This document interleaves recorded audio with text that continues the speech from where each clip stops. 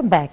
Cairo will host the activities of the 23rd Cairo ICT International Technology Exhibition and also conference in the Middle East and Africa, and its 27th edition. And the event will be attended by a number of intellectuals, influencers in the technology sector locally, regionally, and internationally, from governmental agencies, regulatory institutions, and major and emerging companies. And of course, it will take place during the period from November 19th to the 22nd at the Egypt International Exhibition Center in New Cairo. And to shed more light over this topic, we're very delighted to be having with us our prominent guest professor, Dr. Wael Badawy. He's a member of the Information Technology Research and Communication Council, and also a professor and head of the Cyber Security and Data Science program at the College of Artificial Intelligence. Good morning, Dr. Wael. Good morning. How are you doing? Good. So talking about the 27th edition, how is it going to be different from the prior ones?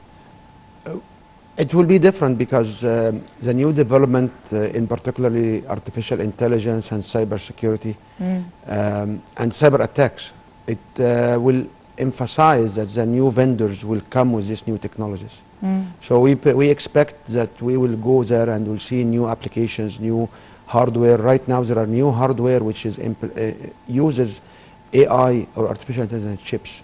So we expect the big vendor will come with this technology, and we'll see lots of activity in this area. Right. This 27th session of Cairo ICT 23rd exhibition and conference, it comes in a light of exceptional transformations as we are witnessing. And also, these transformations have highlighted the dominance of technology and also focused on its importance. What are the most important goals and objectives that this conference will be focusing on, and how will it be able to cover all the updates in that particular front? I personally believe that this conference covers almost all the updates in different fronts, and one of the challenges always we have with this particular conference and show that you have so many things happening at the same time. Like what? Like you will have, we have a cybersecurity track, and we have actually a workshop on cybersecurity, which will take place on Monday, speaking about the future of cybersecurity in terms of what will be happening. There are other areas around digital media, around metaverse, around digital gaming, e-government, which basically how to automate government solutions. You are right. We are now at a situation where we are fostering the application. So we believed at a certain point we will have an automated system. Currently, government has so many automated systems. So right now we are solving issues on user interface.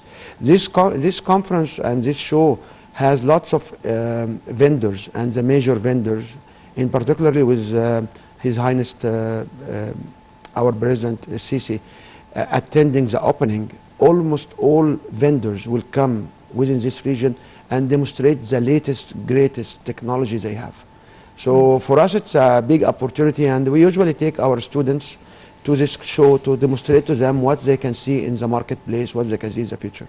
So this is a showcase. To be acquainted and updated by the latest developments. Yes. But then my question to you is that in the middle of all what's happening, the crises that are overwhelming the Middle East, I mean what's happening in Gaza and what's happening, military confrontation between Russia and Ukraine, and other crises and economic crisis in the world and all that, how important are factors like technology and digital transformation and the urge to transform the world into a digital hub that could be electronically be sorted out, I mean problems. Is that going to help in controlling crisis, improving economy, improving health conditions worldwide, fighting climate change? Let's talk in reality. Okay. Can I rephrase your question in a different way? Sure. Digital transformation and the use of new application like AI and gaming and metaverse, is it for us a choice or a must? When the whole economy around us is transforming into this digital domain, we must be in the digital domain. Because the domination right now in North America and Europe in Asia and over the globe is people are using digital means to communicate. It's not a choice for us. We cannot right now go back to the old phones. You must have a cell phone and you must have a smartphone.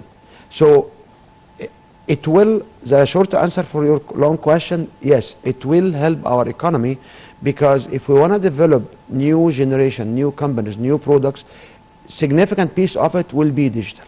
It will not be as, life is not as before. Life has been changed in digital domain. Understanding the means of how cybersecurity, for example, and to be honest with you, in my personal opinion, cybersecurity is the biggest challenge for us, because when you talk about robots, you talk about any other means, it has mechanical and other component. But while you are sitting on your network, you are subject to attacks. So if we want to protect our society, we have to be aware of the latest, greatest technologies in this area. I agree with say they will not bring us everything. However, what they brought in and what they will bring in and what they currently bring to us, it's sufficient for us to predict what else happening around the world. So this will support cooling off the conflict, because people will talk, and the companies from different regions will come to us. So this also will help our economy, because it will demonstrate to our companies. It also allow our local companies presenting in this show and our local vendor to bridge the gap with the international vendor, and it showcase what they do internally. We always have this influence that these shows are a waste of time. The reality, no. People go to the show to communicate, to link, to network. So they free themselves for some time to talk about what others are doing. If I go to the same company as their office, they will be busy running their own day-to-day business. So this kind of forum is very important for our digital economy and our new companies coming in the information technology place. Right. This event includes also, to our knowledge, the participation of more than 400 international and local companies, and over 200 speakers in sessions and conferences.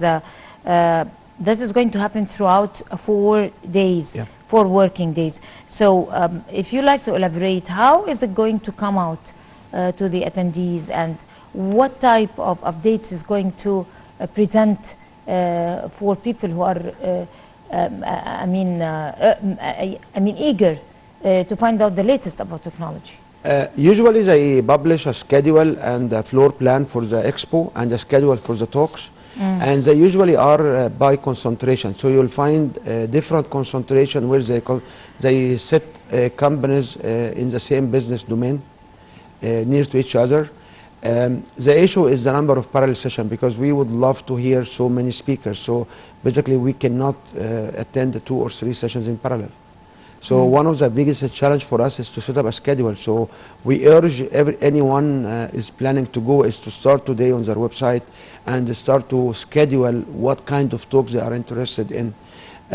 We can see the advantage of this show, and right now in the 27th season, it bring large and CEOs and really head management. Is so many of these CEOs will speak about what's the future in their companies. So even the regional managers, they will come and say, this is what will be coming next year and in the year after. So this kind of insights are very clear. It will foster my development in my company. It can actually give me some ideas where I should go. So exactly. But again, people like normal people are not into technology that much. I mean, we totally appreciate the services given by the advent of technology in our lives. But at the same time, we really need to see some answers to some problems in our contemporary life, like health problems, like military confrontations, for example, like technological, educational problems. I mean, so many complications in our lives. Is technology really going to affect a real change? Like in military confrontations, is it going to worsen situations, or like fourth generations war, and is it going to eliminate the nuclear weapons and take the confrontations to a whole more sophisticated level? Is it going to cure disease like magic, like cancer, like some unbeatable diseases. I mean, what type of hopes should we expect from the advent of technology in the coming 10 years? From our experience with the COVID, for example, we understand very well that COVID have been treated and discovered by automated diagnosing of X-rays. So when people were doing this research, there were some facilities around the globe where they take the X-rays and they as a prior as a diagnosing, as a diagnosing. Not an accurate, As a diagnosing. yeah, right. So they predict, and so this kind of detection and prediction for sure reduces the severity, The risk is, of course. the severity of the issue. Of course. Now, we have to be honest as well and clear about a couple of things. This is an information, it's a communication technology, information communication technology. Is not deriving communication technology. This is what's called What does that mean? ICT. So it's a I mean, we need a definition. I mean, for this idea. the merge of ICT was starting around 1995-2000, and this particular sector serves all application like health, like government. This conference is not targeted toward military. There are other shows where you will see the military applications of this technology. The standard audience for this ICT is basically government decision making in civilian area and other individuals and companies who are trying to build business.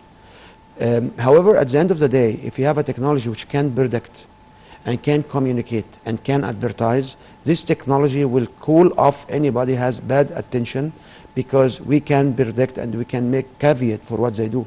So we are, I'm not sure if because I'm a professor in technology, but I'm a strong believer that technology has a big role.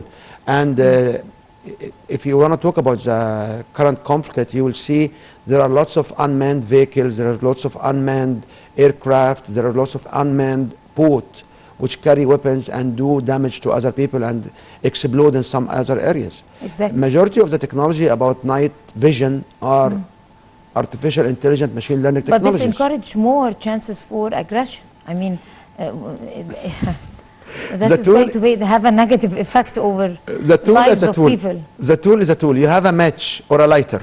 You can light a fire to have a tea pot, and you can light a candle, or you can burn a house. Or can burn a house. Yeah, like you can invite people and the light to make a tea pot, or you can burn them. So. Or other. My question was the other way around. I mean, I meant like if technology could interfere to be able to protect or form a shield, or like sort of form something that could protect nations and innocent people from aggressions of those unmanned vehicles. I mean, could detect, predict aggressions. I mean, somehow that's how technology should work, but usually that's not reality. It's reality. It works in this way. The issue is technology is a tool. So any tool needs someone to operate the tool. So the one who will try to protect, once you know the tool, and the one who will operate the tool can perform this kind of tasks. Unfortunately, Dr. Wael, I had so many questions. Whenever I see you, I have zillions of questions on me, but unfortunately, we have to end it here. Of course, Professor Dr. Wael Badawy, you are a member of the Information Technology Research and Communication Council. You're also a professor and head of Cybersecurity and Data Science Program at the College of Artificial Intelligence. Thank you so much for coming over. You have a beautiful day. Thank you. And by this, we come to the end of this edition of The Breakfast Show. Many thanks to all of you. Till we see you again tomorrow morning, that's a goodbye.